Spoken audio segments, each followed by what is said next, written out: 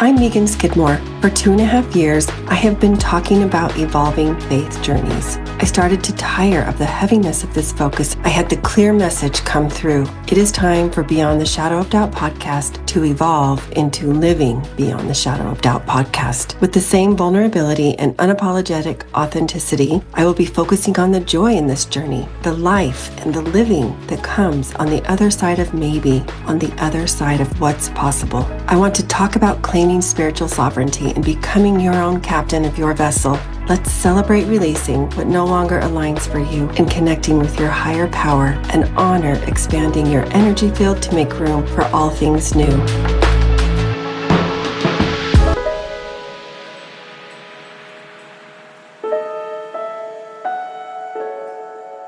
The vibration is high this month on Living Beyond the Shadow of Doubt podcast. Pretense is dropped and caution thrown to the wind in each interview. I am dropping a new episode daily, spotlighting one of the amazing, soul-led, heart-centered authors of Joan of Arc Publishing, or JOA Publishing, founded by Kira Brinton. Like the namesake for this publishing house, each one embodies the fearless, God-centered spirit left by the legacy of Joan of Arc. Make sure to subscribe so you don't miss a single one.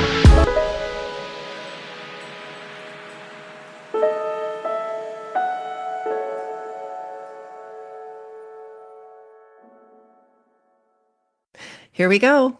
Continuing our month-long Joan of Arc Publishing author spotlights. I have Jeannie Byrd with me. Thanks for joining, Jeannie. It's so my pleasure, Megan, to join you today. It's really an honor. I have been loving getting to know everybody's stories in a little more depth, and I'm really looking forward to hearing yours. I know a little bit of it. So let's just jump right in. Share with our listeners a little bit about Jeannie Byrd and your background, your family, faith, your education, profession, all of those things that make you.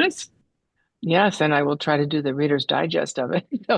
But basically, I was born into a strict Catholic family and went to Catholic schools, 8 years in elementary and 4 years of a Catholic girls' school, and everything was college prep. And I was student body president, and I was very involved in all that. But long about in my senior year, I started to question the faith, and I got in trouble with the nuns a lot. My mother was being called on the phone because I was questioning, some of the principles, and did that really happen? Yeah. So I was a disruptor. And then after high school, when I went to, community college, and then I went to USC Film School to get my undergrad.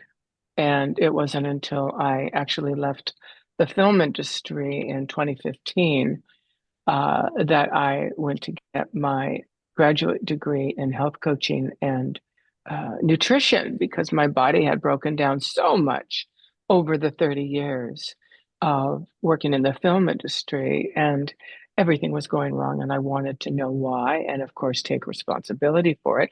And then that's the genesis of my coaching practice, is relationship coaching, dealing with the basically the younger self and how to mentor her from your most adult resourceful self, so that you can create an intimate and count-onable relationship where the mentor is actually running the show and not the little one. So that is the genesis of my coaching. And now I've added along with it the nutrition aspects, because I firmly believe that in your search for love, the fulfillment of it is really rounded out by what you're feeling, what you're doing, who you're being, and what's on the tip of your fork, what your choices are to either keep you really focused and energized on your mission to create love, or to unconsciously sort of take a back seat, become a little complacent because of the pizza, because of the wine, because of, the box of cookies, whatever that might be, that kind of dull your senses and make you not as energized. Yeah. So that's sort of in a nutshell what I've been doing. But the journey to extricate myself from Catholicism was very unpopular with my family. I'm the oldest of 17 grandchildren, and now about 34 great grandchildren, and everybody's Wow. Catholic. And my sister is not, but I'm the two of us are the only ones in our family who are not. And I actually, in college, became a practicing Buddhist, the Nam-myoho Renge Kyo kind. And then in 2005, after going to, I never can remember this. Many people have gone to this very rigorous, um, I just can't remember. Oh, not self-actualization, but another group. And it was very masculine, Mm-hmm. and you have to do this, you have to go call your mother, you have to say you're sorry, you have to, and it was just very directive and very cold. And it was after that I found actually my spiritual home with Catherine Woodward Thomas and Claire Zammit, and it was an organization called Feminine Power. Mm-hmm. So it was right up my alley with more of a, softer feminine approach to similar principles, basically yourself as source, taking responsibility Yeah. and transforming your old patterns that are not working for you anymore and changing them to be really what you feel your values are and your future that you desire to create. So I want to kind of connect the dots between maybe your origin, some of what you've mentioned in your younger years to more recent years. You shared that you went to a Catholic school, and Mm-hmm. in those school years is when you started to question some things and got in trouble with the nuns. Did you get in trouble with the nuns for questioning and having? Yes. Oh, yes, that I Oh. wasn't a believer, like, oh, the parting of the Red Sea. I understand that's a parable, and I was ostracized for even saying So, those words. so you kind of called into questions. You were just expressing where you were at. It was just curiosity, it sounds like. Well, actually, yes. And I think it was a deep inner knowing inside of me that Hmm. these were, in fact, stories. For example, something so, common and base as, people say, oh, it's raining cats and dogs. Well, at that time, in biblical times, people would have thought it was actually raining cats and dogs because that was the level, of understanding Hmm. at that time. So of course we know that's not true. So when you read something Right. like that, in the Bible, I question that. Yeah. So were, you sensed your inner wisdom from a young age and felt something maybe in the way, and from what I can see is you're like you have continued to connect more with her, like even in releasing, sorry, that's not the word I want. You left the film industry because it seemed to be taking a toll. I'm kind of summarizing. You didn't say it exactly Yes, that way. And I did. I did. started to look into your health and how physical health and emotional and mental, all of it really Yeah, and plays a role. I also was always helping people on the set with their personal problems. We as crew members on films and TV are sort of like gypsies. Our fellow crew members are more family than Mhm. our real family members because we spend so many hours Mhm. together. So I was always like trying to help Mhm. them fix their relationship and also trying to encourage them to eat more healthy at the same time that I wasn't eating healthy.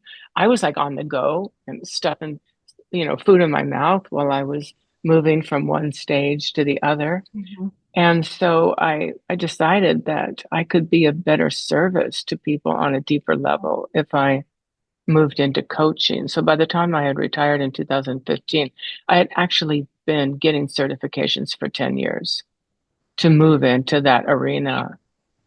It was much longer it took me 10 years, and that was just my fear of losing the kind of money that I was making, Mhm. which was unfortunate because it just took more of a toll on my body, you know.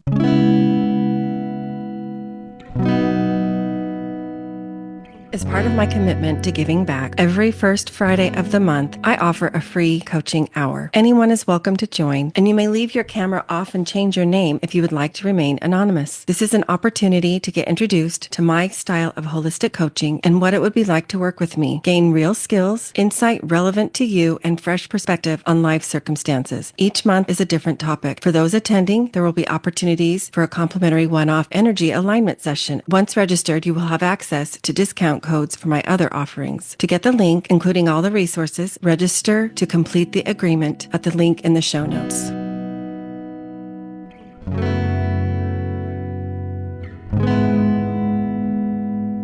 So share with us, as you started on this, new path, you left the film industry, you went back to school, got a graduate degree in health coaching and nutrition.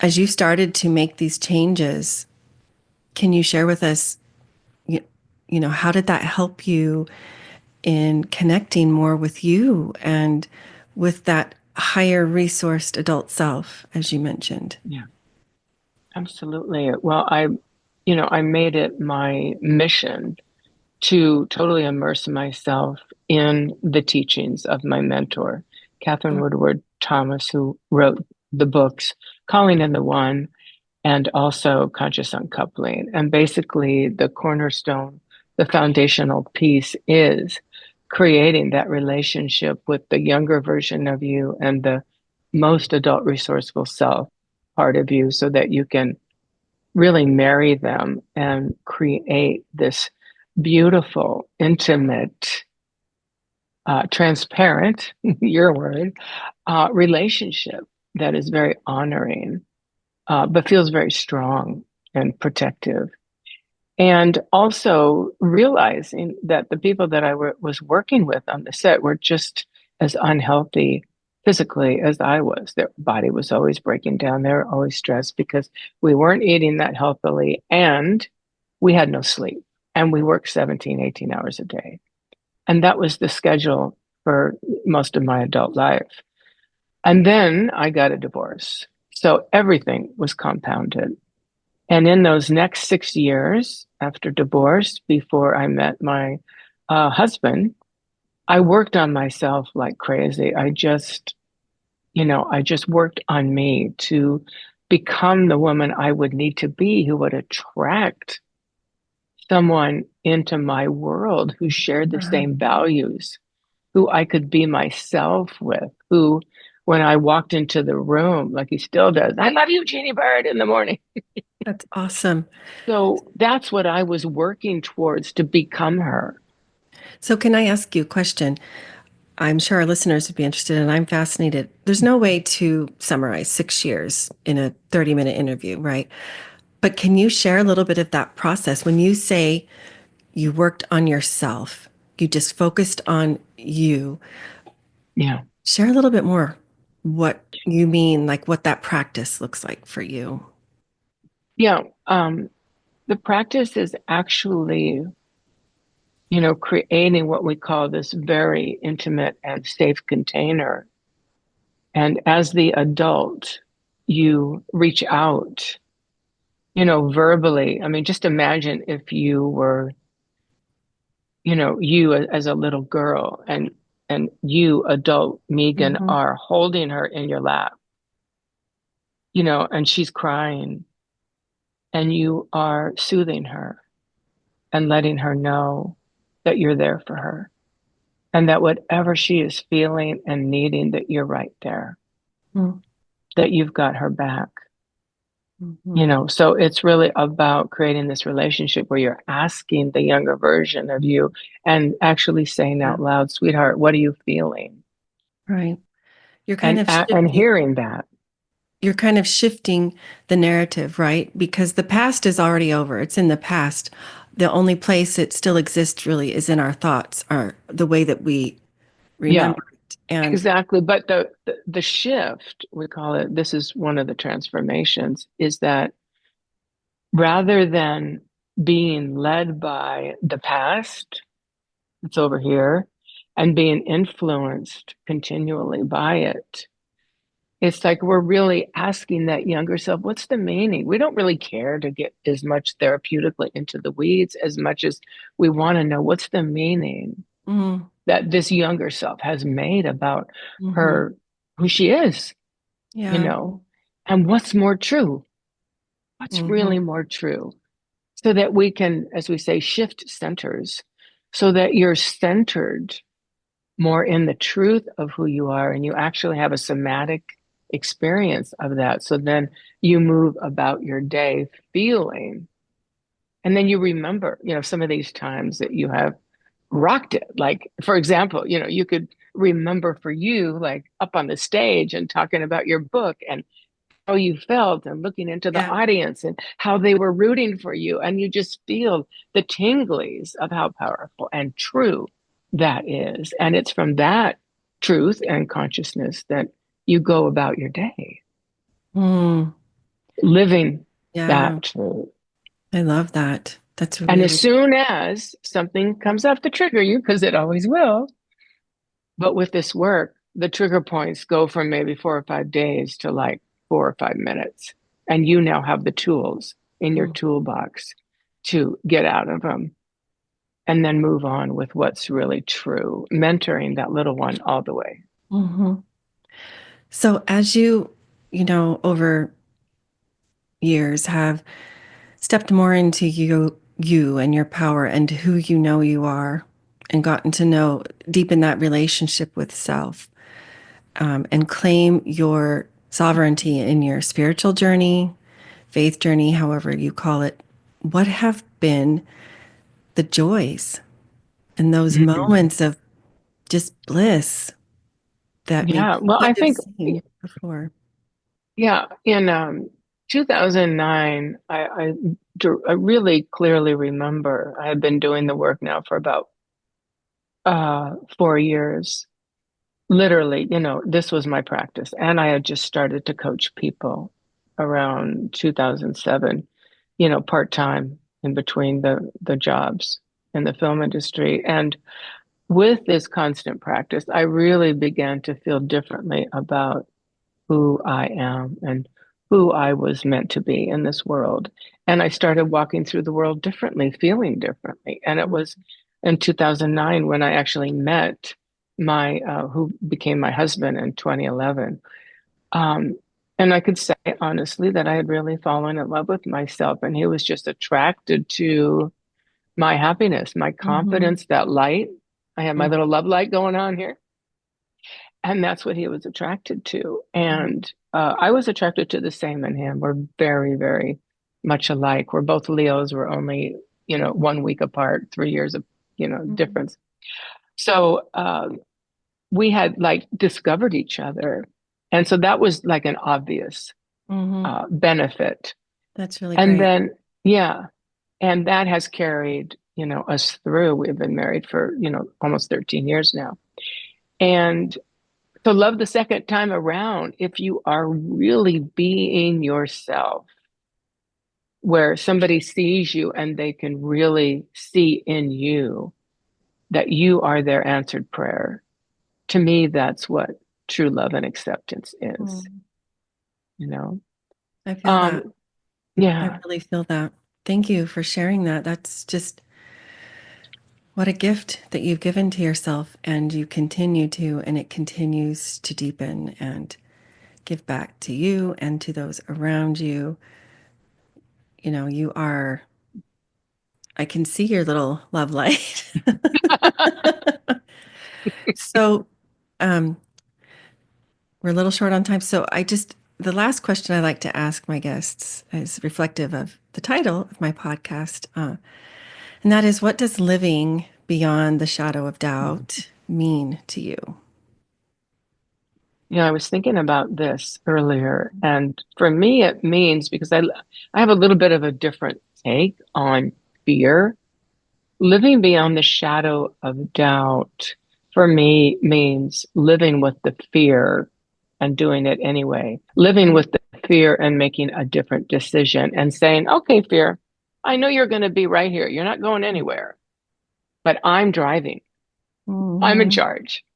I'm in charge, and actually so that I use the fear as fuel, to get stuff done. Yeah. To really step into the unknown and trust that life has my back as long as I show up, living my values and in integrity. That's a fantastic answer. I really appreciate that very much. So I have some for funsies questions, just looking for one-word answers so we can get to know you a little better. Tell us your favorite book. Sophie's Choice. Oh, you knew that right away. Awesome. Are you an introvert or extrovert? I'm bi. I love it. You're an ambivert. I'm both. Okay. Introvert. I couldn't think of the name. Yeah. And who's your favorite artist? Boy, oh boy, oh boy. I would say that in terms of getting me riled up and excited about my life and, that push that we all need, I have to say too, it's Alicia Keys and Katy Perry. I love those. This Girl is on Fire, one of my favorite songs. This girl is on fire. Yes, right? I love it. Okay, are you a night owl or a morning lark? Morning lark. Definitely a morning lark. I'm in bed by 10:30 every night. Good for you. Part of that. Yeah. And tell us your celebrity crush if you have one. I think George Clooney as a male version of that. Yeah. That's great. Yeah. That's the first. He kind of encompasses, as a husband, as a father, as an actor, as an advocate, activist for good causes. He's very well-rounded in all of that. And do you do still or carbonated water or diet soda or some other fun drink? What's your favorite? The only carbonated drink I drink is champagne. Otherwise, it's just all water. I love you, Jeannie. That was great. And then finally, the furthest place you've traveled. Bangkok, Thailand. Amazing. Yeah. So we will make sure to leave in the show notes all the ways that folks can connect with you and your work and reach out if they have questions. I know you're on Instagram and I've got your email and all of those things. So on my website, jeaniebyrd.com. So you have all those too. We'll put all of that in the show notes. Thank you so much for taking time out of your schedule, Jeannie. This has been amazing. Thank you. Thank you, Megan. Yes, and we'll be talking soon. Yes. All right. Thank you. Okay. Have a beautiful rest of your weekend. Thank you. You too, Jeannie. Okay. Writer, teacher, author, Mormon scholar, and founder of Dialogue Journal, Eugene England said, "My faith encourages my curiosity and awe. It thrusts me out into relationship with all creation and encourages me to enter into dialogue." As a proud member of the Dialogue Podcast Network, my hope is that Living Beyond the Shadow of Doubt podcast is an extension of that vision.